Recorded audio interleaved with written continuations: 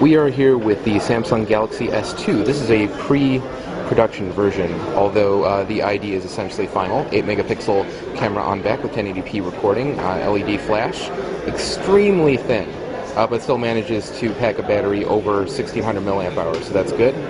This is a just under 4.3 inch Super AMOLED Plus display, and it is extremely bright, although for the purposes of this video we have the brightness turned all the way down, so you can't get a good sense of that, but trust me when I say that it is extraordinarily bright.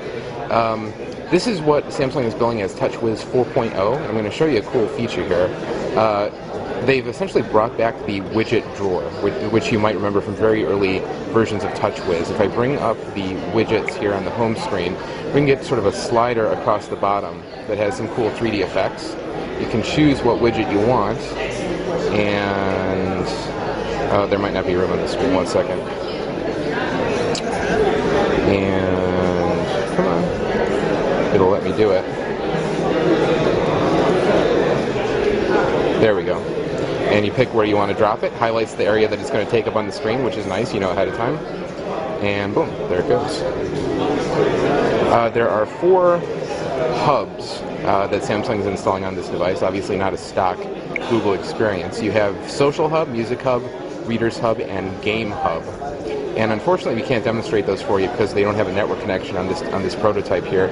But Game Hub is going to allow them to overcome the standard download limit in the Android market, so you can download the entire game up front without having to do a secondary download after you launch the game for the first time. Reader Hub is, I think, the only one that we can kind of give you a preview of. You see kind of the same experience that they've already had on the Galaxy Tab on some other devices. The wood paneling in the background, sort of a library effect. Feels very fast running Tegra, which is kind of a surprising choice, but a good one considering the performance that we've seen on some other devices. And that's about it. So that is a quick look at the Samsung Galaxy S2 launching later this month in Europe and Asia, and hopefully later in North America, although Samsung hasn't made any announcements yet.